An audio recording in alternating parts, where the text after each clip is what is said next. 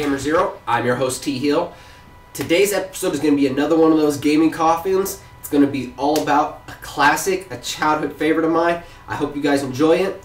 Before I get into that, I just want to cover a few things, that I've been doing lately. Playing Red Dead Redemption, as you can see in the back.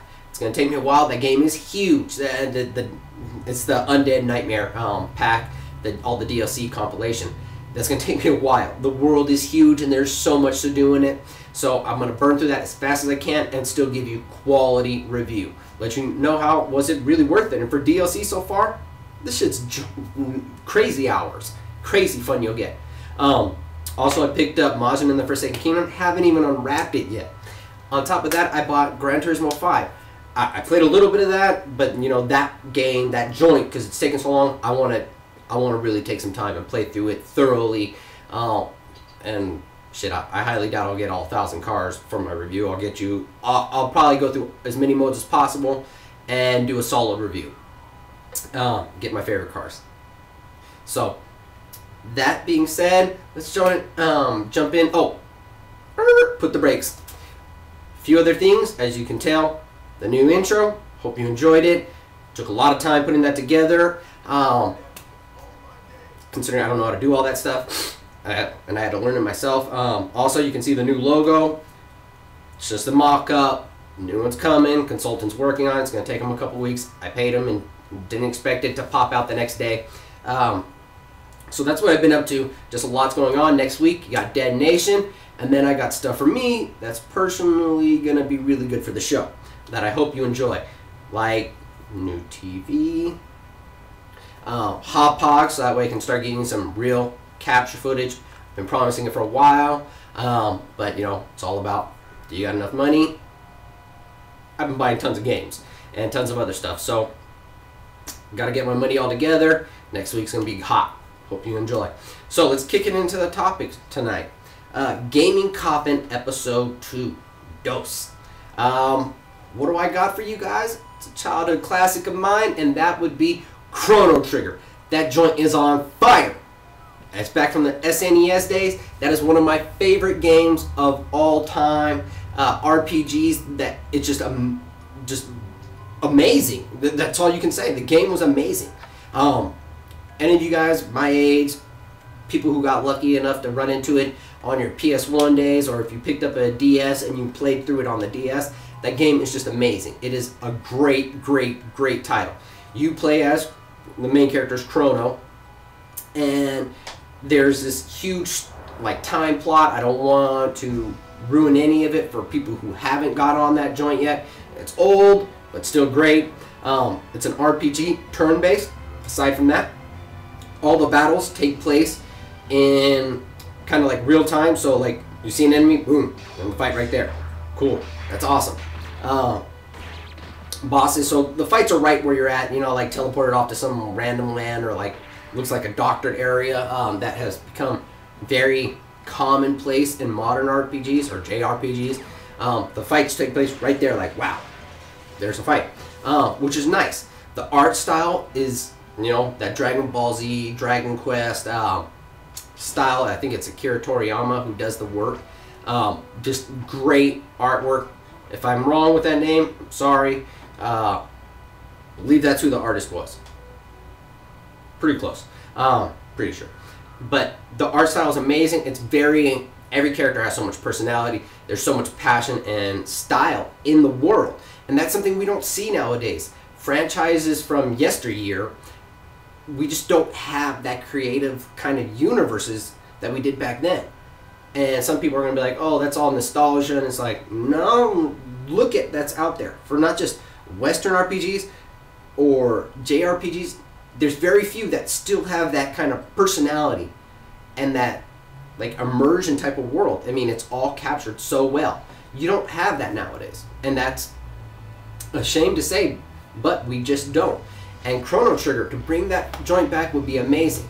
And you're probably thinking, how would Square bring that back? And I think if we stay in their own family, and then you might have to branch out a little bit, but primarily they can look to another one of their series that they've got going out there, which is Kingdom Hearts, and another one which is Final Fantasy Dissidia. And you're probably like, how the hell does that connect to Kingdom Hearts? Well, if you think about Kingdom Hearts, one of its really strong points was its combat. There was a lot of partnering with other partners on any of your actual other fighters on your team to do combat mechanics. You could get like stones, I forgot what they're called. It's been years since I played it, considering you don't see SNES up here.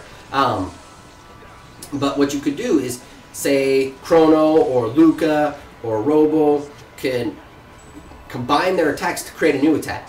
And that was just amazing for its day and age. But you're probably saying, well, that's cool. I mean, we see that now, but not really so much.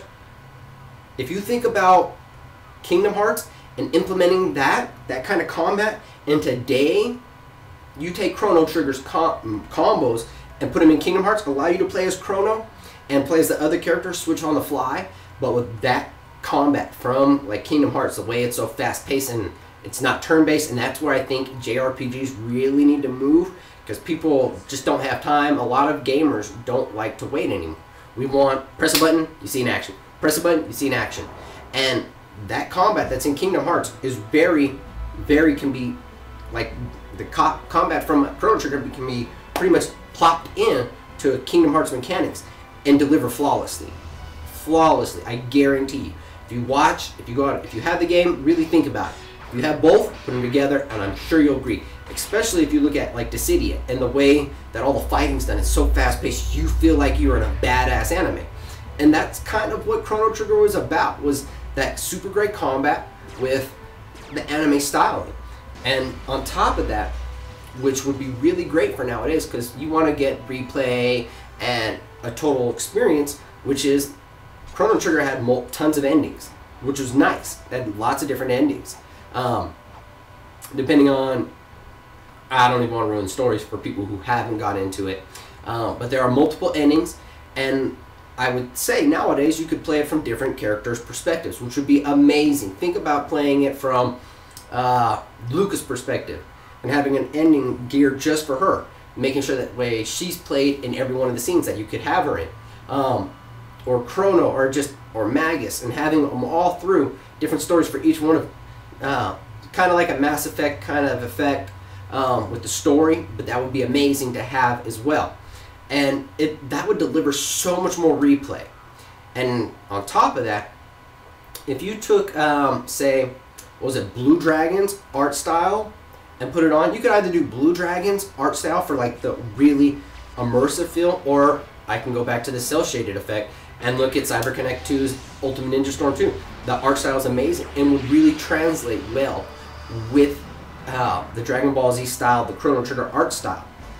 So I want to know what you think. I think that drop right there, and you know, touch up the story, because you know it could have aged a little bit. People might not feel that it's as relevant of a story, or that the dialogue may not have been as strong. You know, the narrative, you know, that was years and years and years ago, 10, 15 years ago, the story was out, so you'd have to touch up the narrative to really make it fit more into today's time. But that right there, that experience, that picture I painted for you, that's fire. It would sell 4 or 5 million units easily. And for a franchise that's also, you're getting all that nostalgia, people, gamers who are just nostalgic and like, I want to play this because, you know, that's my childhood, coming back to current. And you look at like Street Fighter, it was it just disappeared for a while for relevancy, and then it comes back in the top. And then you've got games like Mario, that the nostalgia factor is what keeps helping to sell. I mean, you get new consumers, but you also got that huge people who know Mario. And same thing with Legend of Zelda and Donkey Kong. These are franchises that we can see that nostalgia does help bring it forward if delivered right. And I think that picture I painted for you is enough to warrant bringing Chrono Trigger back. So Square Enix, bring that joint back, because it doesn't need to be sitting in the gaming coffin. It needs to come back to life. So I hope you enjoyed this episode of GAMER-0. As always, you can follow me on hiphopgamershow.com. On Twitter, it's T_Hill0, or you can send me a friend request and game with me online. It's T-Hill. As always, on top of that, I'd love to continue giving my support out to Hip Hop Gamer. Thank you again for everything you do for me, all the support, and what you do for the gaming industry as a whole. You breathe a breath of fresh air to all of us, all right? And one last shout out, my boy Night Jam. Just want to say thank you. Keep doing your thing. I'm glad you're feeling better. Props on the new TV, and that's it. Hope you enjoyed this episode of GAMER-0. I'm your host, T Hill. I'm out. Peace.